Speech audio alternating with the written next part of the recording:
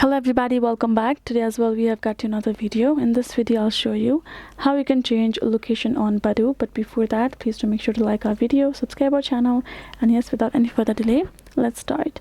So for that, first of all, go ahead, open up your Badoo app, and we're gonna be here in our home section, right? So make sure that you have turned off your location services for your Badoo app. Once you've done that, you can tap on this little edit icon on top right corner. Scroll, tap on this account information of yours. Now you can see this location is currently this, right?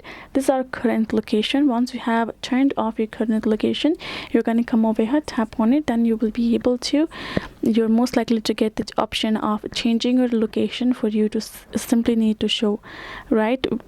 So for that way you will be able to get an option to do so. You simply have to turn off the location service for your Badoo app, and you're going to come over here, tap on your profile settings, and go over here and change your location accordingly, and you're good to go.